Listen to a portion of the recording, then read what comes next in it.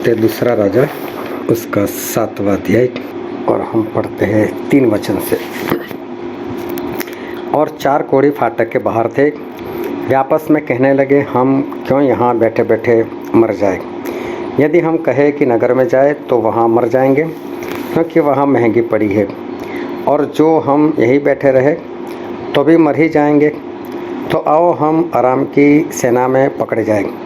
यदि वे हमको जिलाए रखे तो हम जीवित रहेंगे, और यदि वे हमको मार डाले तो भी हमको मरना ही है। तब वे सांझ को अराम की छावनी में जाने को चले, और अराम की छावनी की छोर पर पहुंचकर क्या देखा कि वहां कोई नहीं है, क्योंकि प्रभु ने अराम की सेना को रथों और घोड़ों की और भारी सेना की सी आहट सुनाई थी। और वे आपस में कहने लगे थे कि सुनो, इज़राइल के राजा ने हित्ती और मिस्री राजाओं को वेतन पर बुलवाया है कि हम पर चढ़ाई करें।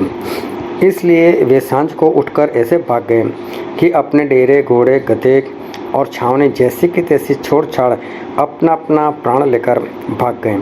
तो जब वे कोढ़ी छावनी की छोर के डेरों के पास पहुँचे, तब एक डेरे में घुसकर खाया पिया और उसमें से चांदी, सोना और वस्त्र ले जाकर छिपा रखा। फिर लौटकर दूसरे डेरे में घुस गए और उसमें से भी ले जाकर छिपा रखा। तब वे आपस में कहने लगे, जो हम कर रहे हैं वह अच्छा काम नहीं है। यह आनंद के समाचार का दिन है, परंतु हम किसी को नहीं बताते।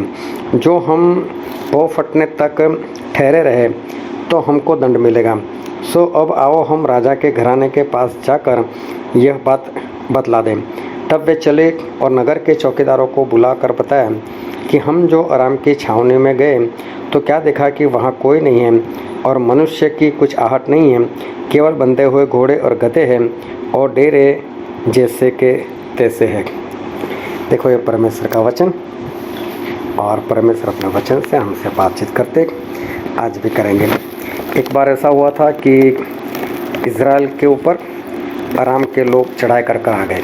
तो उन्होंने क्या किया कि चारों ओर से घेरा डाल दिया। अभी पहले के ज़माने में क्या होता था कि शहर के चारों ओर वो शहरपना बनाते थे, एक कोट बनाते थे, और जो जो रास्ता शहर के अंदर जाता होता था तो वहाँ पर बड़ा लोहे का दरवाज़ा रहता था। ना तो उसको कोई तोड़ सकता है, ना तो उसको कोई उखाड़ सकता है। तो अराम के राजा ने चारों ओर से घेरा तो डाल दिया।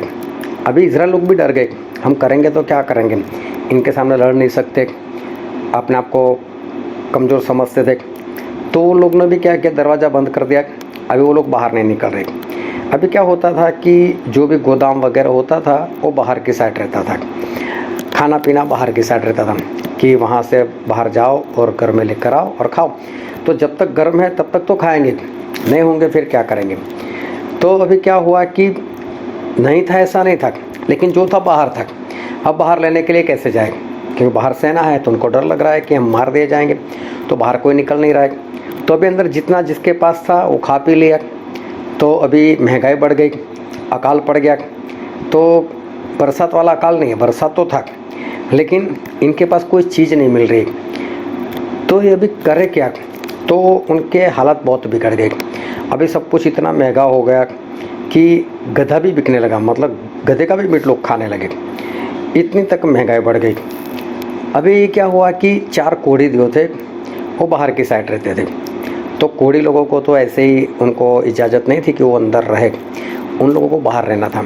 अभी इन लोगों का गुजारा कैसे होता था कि उनके रिश्तेदार जो भी खाना बनाए वो बाहर जाकर इनको दे दे। अभी इनको कोई देने के लिए नहीं आ रहा है, ये लोग भी भूखे मर रहे।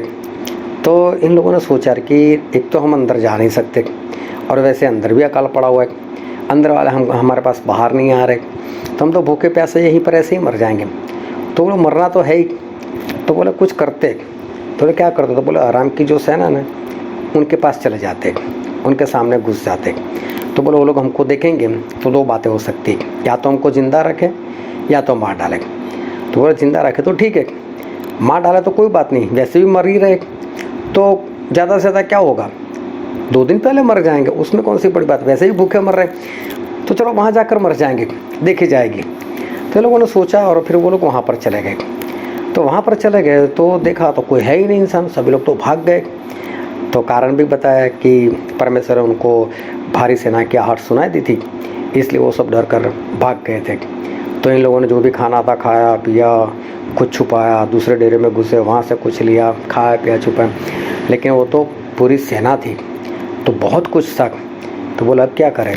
तो फिर वो लोग वापस गए और जो दरवाज़ा था वहाँ पर जो सिक्योरिटी गार्ड होता है उसको बोला है ऐसा ऐसा है, ऐसी ऐसी परिस्थिति है, वो आराम की सेना तो है नहीं।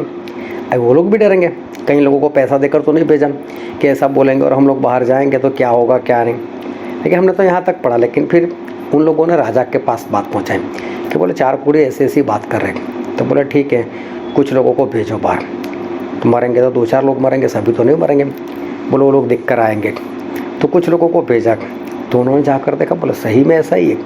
अभी क्या हुआ कि बात 4 और फैल गई। 4 और क्यों फैल गई? क्योंकि सभी लोग मर रहे थे भूखे प्यासे, महंगाई बढ़ गई थी और पता चला कि बाहर तो मुफ्त में है, तो वो बात 4 और फैल गई। अभी आज की बात करूँ तो सुबह सुबह मुझे जस्सा का फ़ोन आया, तो उसने मुझे बताया हमारे पंजाब में तो सब कुछ सस्ता कर दिया है।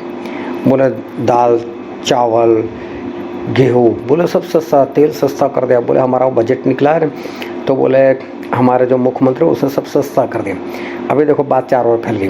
क्यों? क्योंकि महंगाई बढ़ी हुई है और अचानक से सस्ता होता है तो वो बात क्या है कि एक मेन बात बन जाती है, तो 4 और बात फैल जाती है। अभी यहाँ पर भी बात फैल हुई थी कि बाहर ऐसा कुछ हुआ है, 4 कोड़े ने ऐसी ऐसी बातें बताई।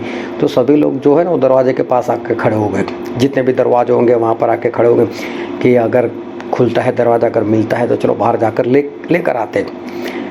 भूखे प्यासे मर रहे। अभी कुछ लोगों को राजा ने भेजा, उन लोगों ने जाकर देखा सही में ऐसा है, तो लोग वापस आए। राजा को बताया कि हाँ राजा, जैसे कोड़ी लोग बता रहे हैं वैसा ही, कोई भी नहीं और बहुत कुछ पड़ा हुआ। बोले दरवाज़ा खोल दो। अभी दरवाज़ा तो खोले लेकिन भीड़ बहुत थी। दरवाज़ा खोल दिया, सभी लोग जो भागे। तो राजा का एक खास इंसान था, तो उसके बारे में हम पहले 2 वचन में लिखा हुआ है कि भविष्यवक्ता ने बता दिया था एलिशा ने कि कल सब कुछ सस्ता हो जाएगा। तो उसने विश्वास नहीं किया था। तो भविष्यवक्ता ने बोला था कि तू विश्वास नहीं करता है ना, तो बोले कल देखेगा सही, तू मैं खाने नहीं पाएगा। तो बोले तो ऐसा ही हुआ। जैसे दरवाज़ा खोला इतने ज़ोरों से लोग भागे, वो बीच में ही आ गया, गिर गया, सब लोग उसके ऊपर से ही चल कर भाग गए, वो वैसे ही मर गया। अभी सभी लोगों ने लूट कर वहाँ सोना चांदी पैसा खाना बाना सब कुछ इकट्ठा किया और सब कुछ लेकर अपने घर में आए और जो अकाल था वो अकाल चला गया। लेकिन यहाँ पर एक बात है, और बात है 4 कोढ़ी लोगों की, कि 4 कोढ़ी जो है वो यहाँ पर जो काम कर रहे तो उनकी जो सोच है वो सोच बहुत बढ़िया है। सोच ये है कि हम तो मर ही रहे, तो मरना तो है ही, मरने वाले तो है ही, लेकिन जीने की कहीं पर आस है कि नहीं? तो एक ही आस है कि राम की सेना के पास चले जाए और हो सकता है उनके अंदर दया आ जाए, रहम आ जाए, या चाहे कुछ भी आ जाए। अगर वो हमको कुछ करते हैं, वो हमें ज़िंदा रहने देते हैं तो हम जिंदा रहेंगे, वरना 2 दिन पहले मर जाएंगे। तो 2 दिन बाद में भी हमको मरना तो है ही, लेकिन हमें कुछ कर जाना है कि ऐसे बैठे रहने से तो हम मरने ही वाले, लेकिन ऐसा नहीं, जिंदा रहने के लिए कुछ करना है। तो क्या है, हमको परमेश्वर ने जीवन दिया है और परमेश्वर चाहते हैं कि हम जिंदा रहें, परमेश्वर चाहते हैं हम अनंत जीवन पाएँ, परमेश्वर ये नहीं चाहते कि हम मर जाए। तो परमेश्वर ने जो हमको जीवन दिया है, तो वो जीवन भी कैसा है कि हम लोग जिए जाते हैं। कई लोग दुनिया में ऐसे है कि बस जैसे दिन कम कर रहे। किसी ने एक सवाल पूछ दिया कि बोलो ऐसी कौन सी चीज़ है कि जो जैसे जैसे बढ़ती है ना वैसे वैसे कम भी होती है? तो बोले बढ़ती भी है और वही चीज़ कम भी होती है, वो कैसे होगा? फिर उसका उत्तर दिया कि हमारी जो आयु है ना वो तो जैसे जैसे दिन बढ़ते तो हमारी आयु बढ़ती जाती, लेकिन जीने वाले दिन भी कम होते जा रहे। जितने आगे बढ़ेंगे इतने जीने वाले दिन भी कम होते, मतलब हमारी आयु भी बढ़ रही है, साथ में दिन भी कम हुए जा रहे। मतलब एक दिन तो हमको मरना ही मरना है, लेकिन मरने से पहले क्यों ना हम कुछ कर जाए, कुछ ऐसा कर जाए कि जिसके कारण हम हमेशा जीवित रहें। जैसे कि कोई भी पैदा होता है तो वो एक आम इंसान ही पैदा होता है। कि किसी ने सवाल कर दिया, बोले आपके वहाँ कभी कोई बड़ा इंसान पैदा हुआ? तो बोले नहीं, हमारे वहाँ तो सब बच्चे ही पैदा होते हैं। हाँ, कहने का मतलब है कि कोई बड़ा बना कि नहीं, पैदा तो सब बच्चे ही होते, एक आम इंसान ही पैदा होता है, लेकिन वो काम क्या करता है, वो काम उसको बड़ा बना देता है। तो गांधी तो उनका नाम रह गया कि उन्होंने हमको आज़ादी दिलाई, चाहे जो भी हो। लेकिन बहुत लोगों ने बहुत कुछ किया होगा, लेकिन गांधी का नाम रह गया कि गांधी ने ये काम किया। अभी हमारे नोटों के ऊपर भी गांधी, हाँ, गांधी के बिना हमारा गुजारा नहीं हो सकता। तो बातें ऐसी कुछ हो गई, कुछ कर दिया उन्होंने। तो वो तो उस ज़माने में वो वकील बने थे उस ज़माने में, और वो भी फॉरेन में जाकर डिग्री हासिल की थी।